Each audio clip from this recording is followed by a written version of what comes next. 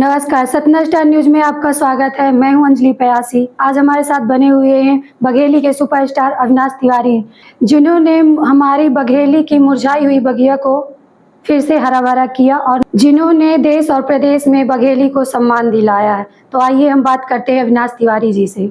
सर्वप्रथम अविनाश तिवारी जी, आपका स्टूडियो में स्वागत है। बहुत बहुत धन्यवाद। सबसे पहले तो आपके सतना स्टार, आपकी जो नई पारी है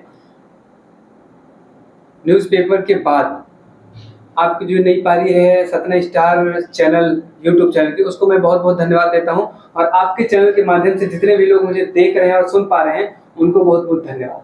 अविनाश जी, आपकी ये यात्रा कब आरंभ हुई और कैसे? मेरी जो शुरुआत है, अभिनय की शुरुआत मेरी 2009 से रामलीला से शुरू हुई थी, लेकिन डिजिटली शुरुआत 2017 से हुई थी और थिएटर वाली शुरुआत 2022 से हुई थी। अविनाश जी, आपके अभिनय के पहले का जीवन कैसा रहा और अभिनय के आने के बाद का जीवन कैसा है? अभिनय के पहले का जीवन, जब तक रामलीला के मंच पे रहते थे तब तक ये लगता था कि मैं कलाकार हूँ।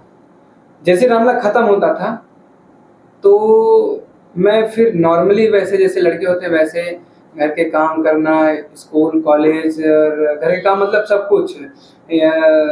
बघेली में कहीं तो पिसना पिसाओ भैया, और केहू की तबीयत खराब है तो अस्पताल ले जाओ भैया, मतलब जो काम है सब।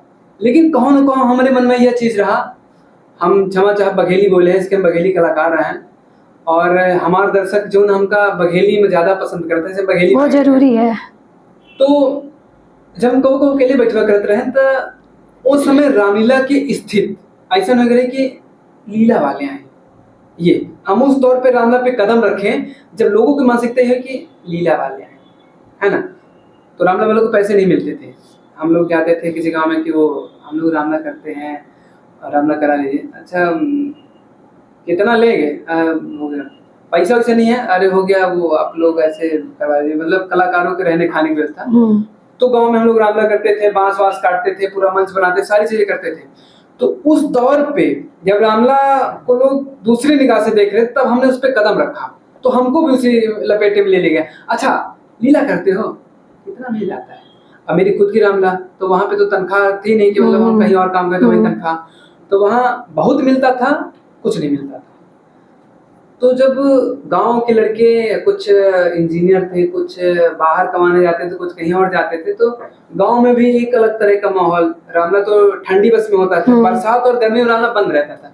तो ये रहता था कि क्या करते हैं, जैसे गांव में एक नाम था मोनू, घर का नाम था ना, मोनू क्या करते हैं, लीला में जीवन पार हुई।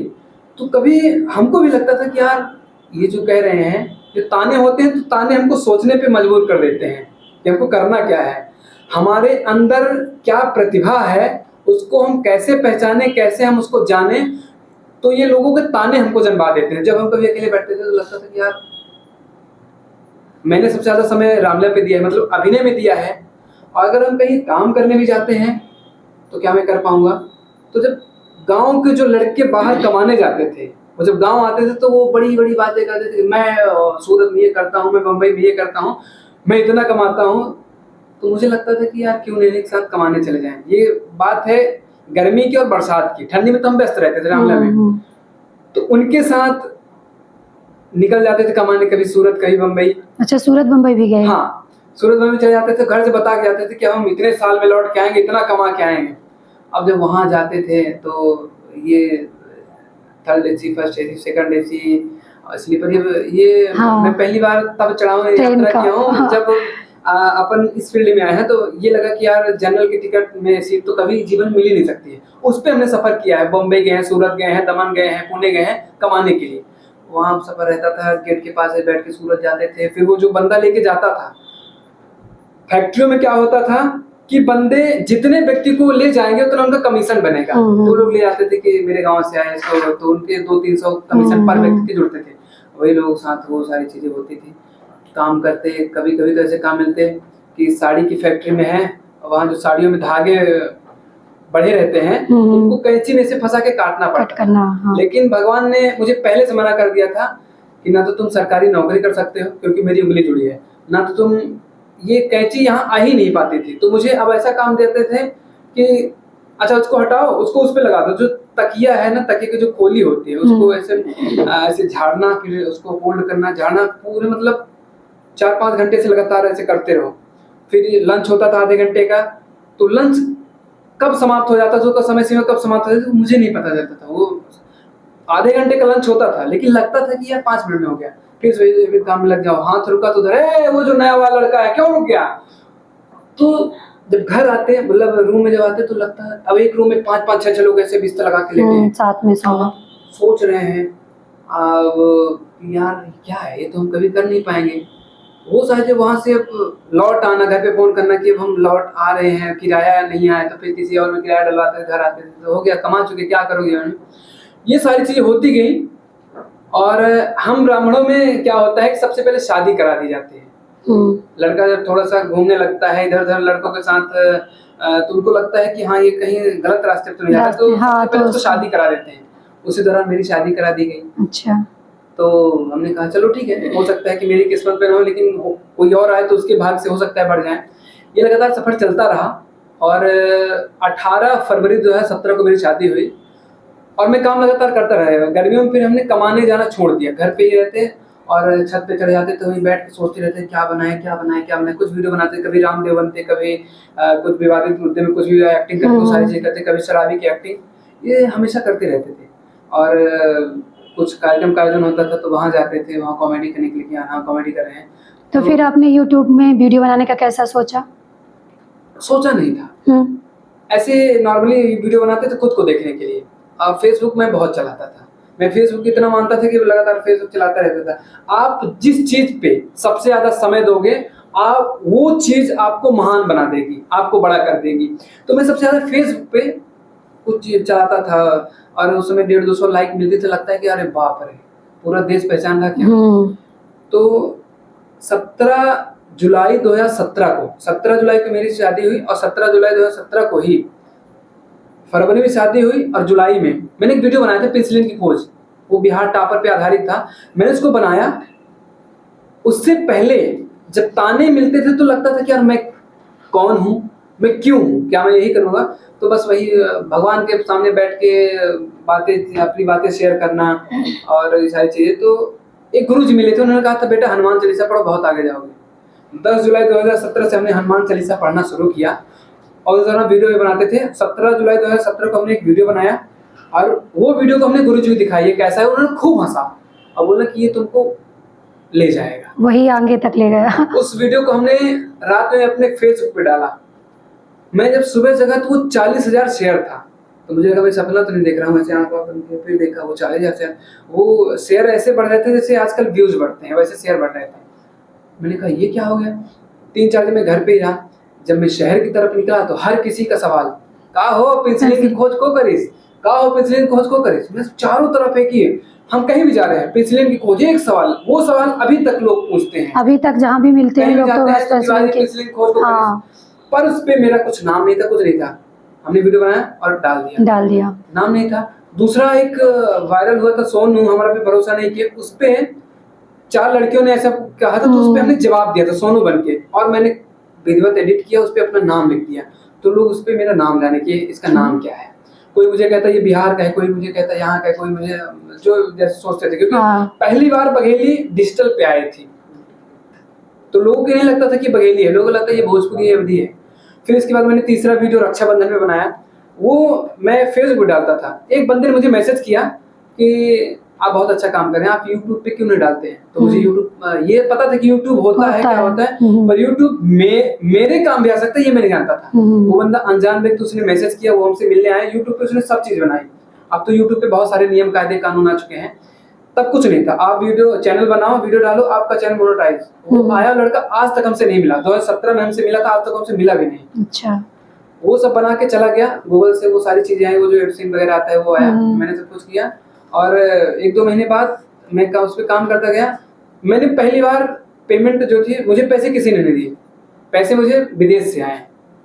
तो मुझे लगा पहली बार पेमेंट आई थी 7,000 रुपये। तो मुझे लगा अच्छा यार ये करने में पैसे भी मिलते हैं। मैंने और बनाया, वो $7,000 पे आते थे, मतलब $100 हुआ, $200 हुआ। लेकिन जो विदेश से पैसे आते हैं तो वो भी आपके अकाउंट में तब आएंगे जब बहुत सारी बैंक के बहुत सारी चीजें होती हैं, हाँ नियम, हाँ कायदे, कोड, ये सारी चीजें। हाँ अब पैसे तो आ गए लेकिन अकाउंट में कैसे आए? कैसे हम आए? बैंक में भटकना शुरू किए। तो अपने बैंक जाते अब उनसे पूछे स्विफ्ट कोड सर चाहिए, तो वो हमको ऐसे देखते हैं स्विफ्ट कोड क्या करेगा, उनको खुद नहीं पता स्विफ्ट कोड। मैंने उनसे बताया, मैंने कहा क्या करोगे स्विफ्ट कोड? स्विफ्ट कोड उसको दिया जाता है जिसका पैसा विदेश से आता है। मैंने कहा मैं वही व्यक्ति हूँ जिसका पैसा विदेश से आएगा। अब वो वहाँ हर जगह बात की, तो वहां से आया, मैंने डाला, वो सारी चीजें हुई, तो $100, $200, $300, तो 3 2 5 और $100 वो इकट्ठा हो गया मेरे पास। मैंने पहली बार वो पैसे देखे थे 7 तारीख 21 और मतलब पहली बार 34-35 हजार मैंने देखा था वो। अच्छा, फर्स्ट बार में पहली बार मिला तो 7,000 था वो $100, लेकिन वो मुझे मिला नहीं, वो इकट्ठा होके मिला। यार ये अच्छा है। मैंने कहा मैं अभी सीख ले बनाऊँ, मैं लगातार काम कर देगा। अब इधर जाते हैं, अरे क्या किसी को नहीं करता है, पता नहीं क्या चूतियापंती करता रहता है। तो जब मैं किताबें पढ़ता हूँ, बहुत सारी चीजें पढ़ता हूँ, मैं सफल व्यक्तियों को पढ़ता हूँ। हर सफल व्यक्ति को ताने दिए गए हैं, हर सफल व्यक्ति की बुराई हुई है, हर सफल व्यक्ति के टांग खींचे गए हैं। बिल्कुल। तो जब सारी चीजें मेरे अंदर होने लगी, लोग मेरी बुराई कर रहे हैं, मेरी टांग खींच रहे हैं, मेरी चीजें कर रहे हैं, तो मुझे लगा कि यार मैं सही रास्ते पे जा रहा हूँ। और मैंने सबसे ज्यादा समय अभिनय पे दिया है, तो मैं अभिनय के लिए ही बना हूँ। और मुझे बघेली इसलिए मैंने किया क्योंकि मैं रामला पे जो कॉमेडी करता था वो मैं बघेली में करता था।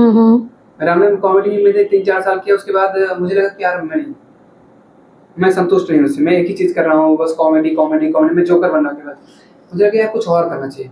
तो रामला है, रामला अभिनय की पाठशाला है। जैसे विद्यालय होती है तो बच्चा LKG UKG पहली दूसरी तीसरी चौथी पांचवी, तो मुझे लगा यार ये हमने माना कि ये लोगों को हंसाना सबसे कठिन काम है, लेकिन मेरे लिए लोगों को हंसाना बाएं हाथ का खेल हो चुका था।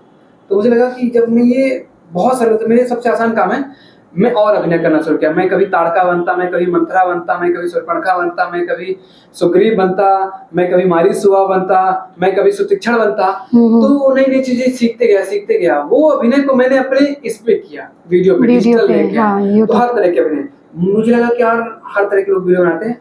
मैंने वीडियो पे मैसेज डालना शुरू किया, वीडियो के आखिरी में मैसेज मिलते थे। मैंने 6-7 वीडियो किए, तो यहाँ एक बाढ़ सी आई लोगों की, हर कोई यूट्यूब बनाने लगा था। तो मुझे लगा कि कुछ परिवर्तन, कुछ नया मेरे अंदर शुरू से मुक्ति, कुछ नया। मैंने कभी संतुष्ट नहीं हुआ, मैं आज तक नहीं हुआ संतुष्ट। मैं बड़े पर्दे पे भी आया, लेकिन मैंने संतुष्ट मेरे अंदर हुई नहीं। मुझे लगा कि यार सिंगल करने मजा नहीं आया, एक लड़की होनी चाहिए। अब लड़कियों की तलाश शुरू हुई, अब लड़कियां नहीं मिले यहाँ विंध्य क्षेत्र में, मतलब इस फिल्म में लोग लड़की हरे नहीं। कैसे मिली फिर तो आपको? फिर मेरे चाचा की एक फिल्म बनी थी 2012 में, तो एक लड़की आई थी ऑडिशन देने। अच्छा। तो उसने मुझे देखा था कि मैं वहाँ झाड़ू पोछा वगैरह सब किया करता था, तो मुझे जानती। अच्छा, ये भी करना पड़ा? हाँ, मतलब सीखना पड़ता है। अगर मैं कहीं से कुछ सीख रहा हूँ तो वहाँ पे वो सब चीज करनी पड़ती है, तभी मुझे मिलता है। अगर मैं ऐसे करके कहीं सीखने जाऊंगा, मुझे सीखने को नहीं मिलेगा। अगर मैं झुक के रहूंगा, साफ सफाई या पैर वैर दबाना सारी चीज करूंगा, तो मुझे सीखने को मिलेगा। तो वो सारी चीजें हुई। मैंने एक लड़की से बात किया जिसका नाम था पूजा तिवारी। मैंने उससे बात किया, मैंने कहा कि ऐसा ऐसा है, तुम अगर मेरे साथ करो तो अच्छा है। बोले ठीक है, आप अच्छा काम करो, मैं करूँगी। वो मेरे साथ काम की, तो मैंने देखा कि फर्स्ट वीडियो भी वो अच्छा नहीं कर पा रही, मतलब वो चीजें मतलब नहीं अच्छा। फिर मैंने देखा, कैमरा बंद हुआ, तो मैंने देखा कि इसकी जो नेचुरल आवाज है, नेचुरल बात करने का तरीका है, अपन हम अगर ये चीजें अपने वीडियो में रखेंगे तो लोगों को नेचुरल चीजें मिलेगी। लोगों को लगेगा यार ये एक्टिंग है, बनावटी लगेगी नहीं। अगर हम एक्टिंग करेंगे तो नकली लगेगा। तो उनका भी 2-3 आया, फलाने की मलकी, ये सारी चीज आती गई, वीडियो चलते गए। फिर मैं वीडियो संतुष्ट नहीं हुआ, मुझे लगा क्या कुछ और किया जाए। अभी मैं कॉमेडी कर रहा हूँ, कॉमेडी मेरे बाएं हाथ का खेल है, बस कैमरा लगा, हम चीजें कर दी, बस हो गया। पर मुझे लग रहा था कि यार कुछ और करना चाहिए, कुछ और करना चाहिए, कुछ और करना चाहिए। मैंने एक शॉर्ट फिल्म बनाई, शौचालय। वीडियो में तो मैसे रहते थे, मैंने शॉर्ट फिल्म शौचालय बनाई। मैंने पहली बार शॉर्ट फिल्म यहाँ पे दिया था। विंध्य में पहली चीज मैं ही करता गया। ये मैं नहीं कह रहा हूँ, मेरे अंदर था कि मैं अपनी बोली के लिए, मैं अपनी माटी के लिए, मैं अपनी मातृभाषा के लिए क्या कर सकता हूँ। हम जितना, अगर लोग मुझे देख रहे हैं, लोग मुझे सुन रहे हैं, लोग मुझे 15-20 मिनट का समय दे रहे हैं, तो अपनी माटी के लिए क्या कर सकते हैं। मैं वो करता गया, मैंने शॉर्ट फिल्म में पहली बार मैंने गाने यहाँ पे लाए शॉर्ट फिल्म में। उसी दौरान जब मैंने फिल्म की तो मेरी टीम बिखर गई। उनको लगा कि यार ये बड़ा कर रहा है, ये चीज नहीं कर रहा और चीज कर रहा। तो क्यों नहीं पता, मैंने उनको बैठ के समझाया अगर हम बड़ा करेंगे तो यहाँ का नाम होगा। तो साथ आना नहीं चाह रहे थे या इसमें काम ही नहीं करना चाह रहे थे? क्या चला, मैं कहाँ से जानूँ? अच्छा। आप मेरे बारे में क्या सोच रहे हो, मैं कैसे जान पाऊंगा? ये तो आप ही जानो क्या सोच रहे हैं। मैं बैठ के सबको समझाया ऐसे नहीं, ये अगर हम लोग बड़ा करेंगे, अगर हम बम्बई से कलाकार लाते हैं तो हमारी बोली भाषा की वैल्यू बढ़ेगी, इज्जत बढ़ेगी। वो पता नहीं कैसे चीजें खराब हुई और बिना जाने समझे बिना बात किए उन लोगों ने काम करना बंद कर दिया। और हम 1-2 महीने बाद देख रहे हैं कि वो लोग हमारे ऊपर आरोप प्रत्यारोप सारी चीजें लगा रहे हैं। अच्छा। और उन्होंने खुद का चैनल बना लिया इधर उधर। और तब विंध्य ने मुझे बहुत गाली दिया, लोगों ने मुझे बहुत गाली दी। मैंने कुछ नहीं कहा, मैंने कहा मैं अपना जवाब अपने काम से दूंगा। फिर मैंने जो शॉर्ट फिल्म शौचालय बनाई थी, मेरा जवाब सिर्फ वही था। शौचालय फिल्म आई, लोगों ने देखा, लोगों ने इसको पसंद किया। उसके बाद मेरे अंदर और भूख थी, मुझे और करना है और करना है। मैं लगातार काम करता गया। और फिर इसके बाद मैंने एक कार्यक्रम किया था बघेली बौछार। जब मैंने कार्यक्रम की शुरुआत की तो लोगों ने कहा कि लोग तुमको यूट्यूब पे देखते, फ्री में देखते हैं, कोई नहीं आएगा कार्यक्रम देखने मंच पे, डिमोटिवेट कर रहे थे। फिर भी मैंने कार्यक्रम किया बघेली बौछार। उस जगह पे पहली बात तो हमको जगह नहीं मिली थी, बोल रहे थे कि बघेली कलाकारों के लिए, वो बड़े जो बम्बई कलाकार हैं उनके लिए। मैंने कहा कि अगर मैं इसको भर नहीं दिया, आज के बाद मैं काम करना बंद कर दूंगा। मेरे अंदर खुद के ऊपर भरोसा था कि मैं ये कर सकता हूँ, मतलब कर सकता हूँ। मैंने बघेली बौछार किया, इतनी भीड़ आई उस पे, इतनी भीड़ आई। अच्छा, ये कहाँ पे हुआ था? रीवा में हुआ था। 1200 सीट थी और पब्लिक आई थी 8000। अच्छा। वो कार्यक्रम सफल हुआ। उसके बाद मैं लगातार काम करते गया। फिर इसके बाद मैंने फिल्म का प्लान किया खुद को बड़े पर्दे तक दिखाने का और अपनी बोली को बड़े पर्दे। वही तो, अपने मूवी का फिर कैसे करने का सोचा? एक वो था, मैं ऊब सा गया था फोन पे दिखते लोग मोबाइल पे देख रहे थे, पर मैं ये सोच रहा था कि अपनी बोली, अपनी माटी, अपनी बघेली जब बड़े पर्दे पे लोग देखेंगे, और जैसे हर फिल्मों पे जब सीन आते हैं, जब क्लाइमेक्स आता है, जब हीरो विलन को मारता है तो तालियां बजती हैं, सीटी बजती हैं, तो क्यों न अपने बघेली पे, अपने बोली पे चीजें हों। कैसा रहा फिर ये भी मैं जब उस पे मूवी बनाने का काम? जब उस पे काम करना शुरू किया तो मेरा बहुत विरोध हुआ। मैं एक फंडा अपना चुका था, मुझे एक सूत्र पता था कि अगर मेरा विरोध हो रहा है इसका मतलब मैं सही रास्ते पे हूँ। तो मैं काम करता गया। फिर भी मेरे साथ बहुत सारी चीजें, छेड़छाड़ के आरोप लगे, सारी चीजें लगी। मैं वहां पे शांत रहा क्योंकि मुझे सिर्फ अपने काम से जवाब देना था और मुझे चीजें पता थी कि क्या होने चाहिए। इन सब काम के साथ साथ मेरे साथ अगर कोई काम, मेरे साथ लगातार कोई अगर चलता रहा तो वो थे हनुमान जी। वो मेरे साथ हर वक्त, हमेशा, शुरू से लेके अभी तक भी है मेरे साथ। मैं जब बुधिया बनाया मैंने, तो बुधिया आधी फिल्म शूट हुई। इसके बाद बहुत सारी चीजें हुई, विवाद हुए, आरोप लगे, सारी चीजें, वो वहीं से बंद हो गया। इसके बाद मैं मुंबई शिफ्ट हो गया। मुंबई जाने के बाद मैंने बुधिया को, मैंने सोचा कि अब बड़े पैमाने पे किया जाए। वहाँ पे मेरी मुलाकात अन्नपूर्णा जी से हुई। अच्छा। और हमने उनको फिल्म की स्टोरी सुनाई। फिल्म की स्टोरी सुनाने के बाद उन्होंने काम पे हामी भर दी। मैंने कहा पैसे नहीं हैं, फिल्म बनाने हैं, आप भी विंध्य से हो तो हम सब मिल के विंध्य में अपनी बोली के लिए अभिनय दान करेंगे। जैसे श्रम दान होता है, बहुत सारी चीजें होती है। हाँ। हमने इनको बताया अभिनय दान। हम लोगों ने सारे लोग मिलके फिल्म को बनाए और फिल्म में हम सबके पास बैठते थे तो मतलब फिल्म बना रहे हैं, बघेली में कर रहे हैं, तो सब कहते बहुत अच्छा काम कर रहे हो, लेकिन आप यूट्यूब ठीक है, टाकी जो की सब आपके बस की बात नहीं है, और ये बड़े बड़े स्टारों की फिल्में नहीं चले तो आपकी कहाँ से चलेगी। तो मुझे पता था कि मैं क्या हूँ, मुझे पता था कि मैं क्या कर सकता हूँ। आपको आपसे बेहतर कोई नहीं जान सकता, बिल्कुल। हमको हमसे बेहतर कोई नहीं जान सकता।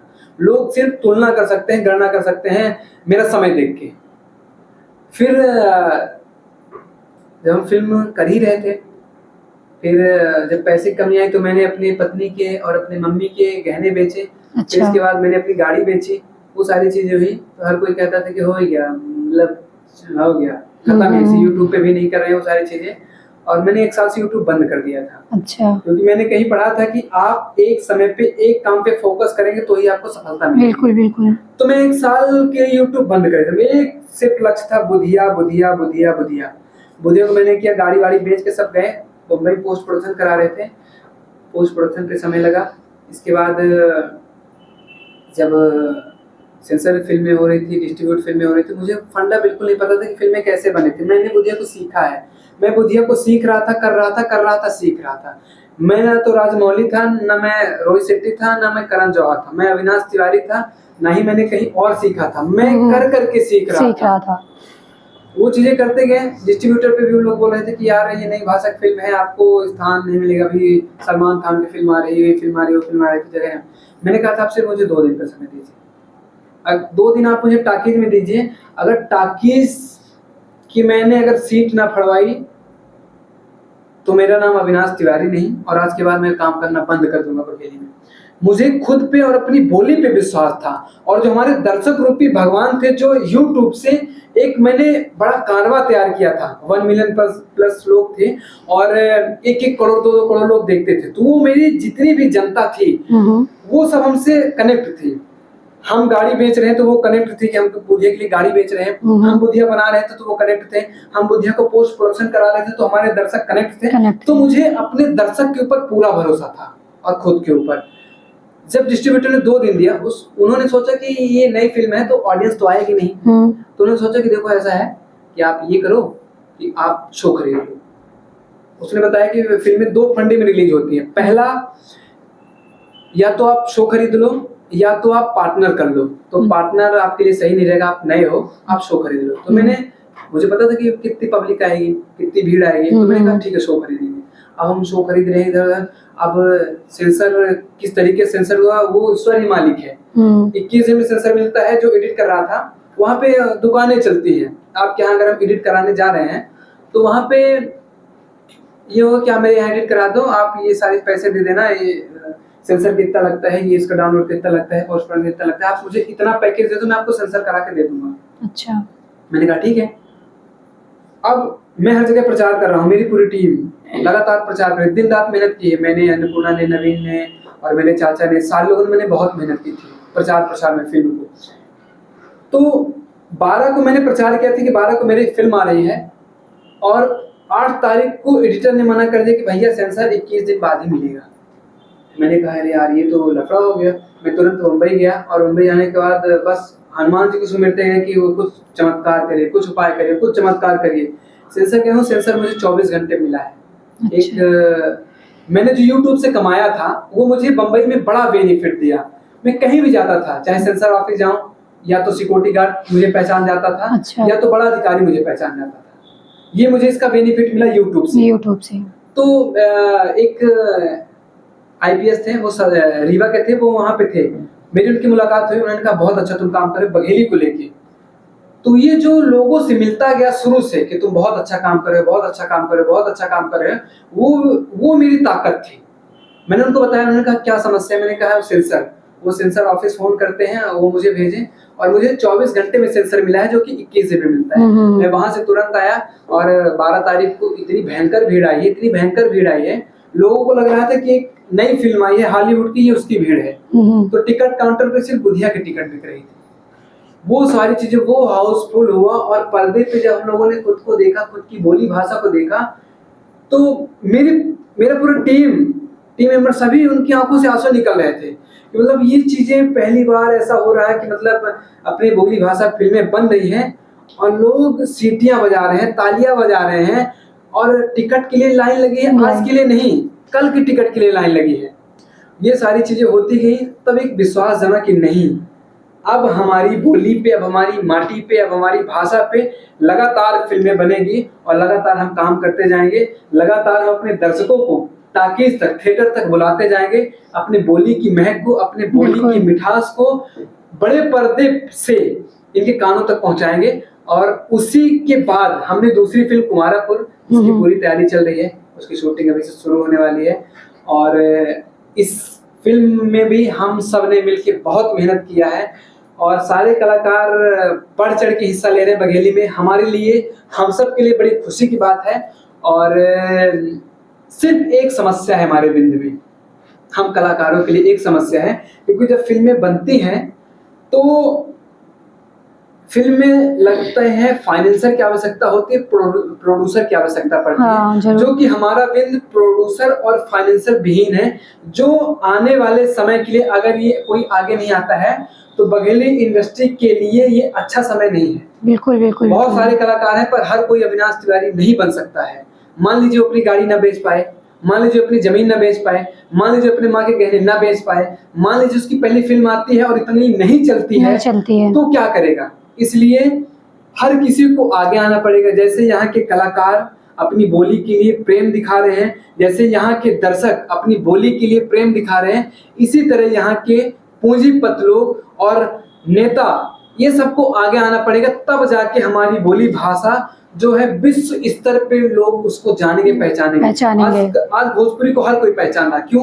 क्योंकि वहाँ के कलाकारों ने काम किया, वहाँ के दर्शकों ने उनको देखा, वहाँ के फाइनेंसरों ने, पूंजीपतियों ने उनकी मदद की। बिल्कुल, कोई जानता भी नहीं था कि बघेली कोई ऐसी लैंग्वेज भी होती है, भाषा भी है। पर एक चीज है, चाहे कोई आए चाहे कोई ना आए, मैंने जो बघेली के लिए, अपनी माटी के लिए जो कदम बढ़ाया है वो मेरा कदम पीछे नहीं आएगा, चाहे मेरे साथ जो हो जाए। मुझे सिर्फ और सिर्फ अपनी बोली को, अपनी माटी को विश्व स्तर तक पहुंचाना है। वो पहुंच ही रहे हैं, और दिख रहा है। अविनाश जी, इस सफर का अनुभव कैसा रहा आपका? अच्छा रहा। इस सफर में मुझे अच्छे और बुरे अनुभव मिले। तो जो मेरा बुरा अनुभव था वही मेरा अच्छा अनुभव था। वो कैसे? जो मेरा बुरा अनुभव था उससे मैंने बहुत कुछ सीखा। चाहे फिर मेरे साथ हमेशा विवाद से मैं जुड़ा रहा, बहुत सारे विवाद हमसे जुड़ते गए। फिल्म के दौरान भी बहुत सारे उसका बाइकआउट और सारी चीजें, तो वहां से मुझे सीखने को मिला।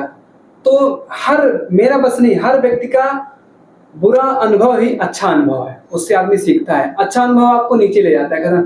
मैंने कभी नहीं सोचा कि मैं फिल्में बनाया हूँ, मैं यूट्यूब पे मेरे इतने सब्सक्राइबर हैं, मैं ये कभी नहीं देखता हूँ कि मेरे कितने सब्सक्राइबर हो गए, कितने व्यूज जा रहे हैं, कितने आ रहे हैं, कितने नहीं आ रहे हैं। मेरा सिर्फ एक फोकस रहता है कि मुझे ये करना है। ये करने के बाद मैं भूल जाता हूँ कि इस पे मैंने कितना किया, इससे कितना आ रहा है, मैं दूसरे काम में लग जाता हूँ। और बहुत अच्छी बात है, अगर आपकी बुराई नहीं हो रही है, आपके साथ बुरा नहीं हो रहा है, आपके रास्ते में रुकावट नहीं आ रही है, आपके रास्ते में ब्रेकर नहीं आ रहे, इसका मतलब आप सही रास्ते पे नहीं है। इस सफर में इतने बाधाएं आई, इतने ब्रेकर आए, इतनी समस्या रूपी जाम लगी, मतलब मैं सही रास्ते पे हूँ।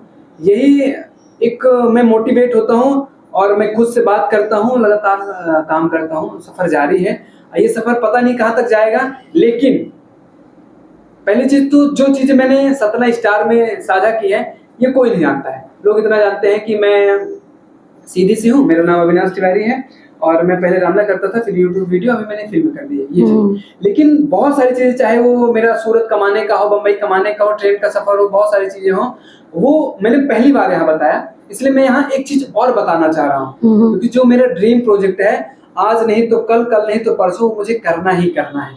क्योंकि मैंने जो सीखा है, अगर हम कहीं सीखते हैं तो हमको वहां गुरु दक्षिणा देनी पड़ती है। देनी पड़ती है कि नहीं देनी पड़ती? बिल्कुल। तो मैंने रामला से सीखा है सब कुछ। मेरे पिताजी रामला करते थे, जो कुछ भी है रामलीला की वजह से है। तो मेरा जो एक ड्रीम प्रोजेक्ट है जिसपे दो चीजों का फायदा होगा, पहला अपनी बघेली का, मुझे मेरा जो ड्रीम प्रोजेक्ट है बघेली रामायण बनाने का। मैं बघेली में रामायण बनाऊंगा और उसको हर भाषा में डब करके पैन इंडिया रिलीज करूंगा। अभी तक तुलसीदास जी को कभी हीरो नहीं दिखाया गया। तुलसीदास जी ने रामचरितमानस लिखा है और राम जी को 14 वर्ष का वनवास हुआ, जिसमें से 11 साल 11 महीने 11 दिन राम जी ने चित्रकूट, सतना, रीवा, सीधी ऐसे होते हुए उन्होंने बिताया। चित्रकूट में ही 11 साल बिताया। क्यों बिताया? चित्रकूट सतना में आता है, यूपी में आता है। तो कुछ तो बात रही होगी हमारे विंध में, कुछ तो बात रही होगी यहाँ की बोली में, कुछ तो बात रही होगी यहाँ की माटी में, जहाँ रामचंद्र जी भगवान यहाँ रहे हैं और यहाँ रहने के बाद ही उनको मर्यादा पुरुषोत्तम भगवान श्री राम कहा गया है। तो वो मुझे बनाना है, अपनी बघेली रामायण बना के और पैन इंडिया रिलीज करना, मेरा ड्रीम प्रोजेक्ट है। और इस पे मैं चाहूंगा कि यहाँ के जितने भी लोग हैं, चाहे पूंजीपति हो, चाहे फिर नेता हो, चाहे फिर यहाँ के दर्शक हो, चाहे यहाँ के कलाकार हो, हमारे राम हम सबके हैं। जैसे मेरे हैं वैसे आपके हैं, वैसे हम सबके हैं। हम सब मिलके इस ड्रीम प्रोजेक्ट को बनाएंगे और इसको विश्व स्तर तक हमारी बघेली को पहचान मिलेगी, लोग घर घर तक जानेंगे। अविनाश जी, आप सभी युवा कलाकारों को क्या सलाह देना चाहेंगे? मैं ये सलाह देना चाहता हूँ कि जितने भी युवा कलाकार हैं वो कभी शॉर्टकट अपनाने का प्रयास ना करें। अगर मुझे टाकीज तक आने में, मोबाइल तक मतलब YouTube पे दिखने के लिए 2009 से 2017 तक का सफर तय करना पड़ा। ये सफर बड़ा लंबा होता है। बिल्कुल। और 2017 टाकीज तक पे दिखने का सफर 2017 से लेकर 2022 तक का करना पड़ा। तो कभी भी शॉर्टकट ना अपनाएं और ना ही किसी को देख के काम शुरू करेंगे, चलो ये काम हम भी करते हैं। नहीं, हर व्यक्ति एक काम के लिए परफेक्ट बना है। आप अपने अंदर झांको कि आप किस काम के लिए परफेक्ट बने हो, फिर आप वही काम करो। और जितने युवा कलाकार हैं, कलाकार करना चाहते हैं, तो वो बेहतर काम करें, कभी शॉर्टकट ना अपनाएं, ना ही कभी बघेली में अश्लीलता लाएंगे। चलो हम अश्लील गाने गा देंगे, अश्लील वीडियो बना देंगे तो लोग जल्दी देखेंगे, जल्दी सुनेंगे तो हम भी वायरल हो जाएंगे, लोग जाने लगे। ऐसा बिल्कुल ना करें।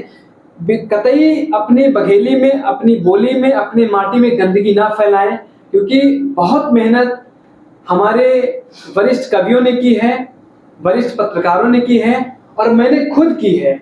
और हमारी जो बोली है, रामचरितमानस की आप कोई भी चौपाई उठा के देख लीजिए, अवधी और बघेली में ही मिलेगी। बिल्कुल, तो बिल्कुल। उस पे आपसे विनम्र निवेदन है, अनुरोध है कि अश्लीलता और गंदगी ना फैलाएं। ये थे अविनाश तिवारी। आप भी इनसे प्रेरणा लें और अपने विंध्य और प्रदेश के नाम रोशन करें। सबसे पहले तो सतना स्टार और आपका धन्यवाद, जो आपने मुझे अपने स्टूडियो में बुला के हमसे वो चीजें पूछी जो आज तक किसी ने नहीं पूछी। और आप सभी से हम विनम्र निवेदन और अपील कर रहे हैं कि आप सब सतना स्टार चैनल को सब्सक्राइब करें और पहली बार मेरा इस तरह का इंटरव्यू आया है उसको आप पूरे परिवार के साथ देखें और चैनल को सब्सक्राइब कर लें, बेल आइकन दबा लें, ताकि सतना स्टार में जितनी भी तरह तरह की खबरें आ रही हैं, चाहे मनोरंजन की हो, चाहे दुर्घटना की हो, चाहे राजनीति की हो, चाहे मनोरंजन, किसी भी तरह की जो खबरें आ रही हैं वो आप सबसे पहले देख पाएं। इस नई पहल को आप सब आशीर्वाद दें और सतना स्टार को घर घर देखा जाए, यही अपील है हमारी आपसे।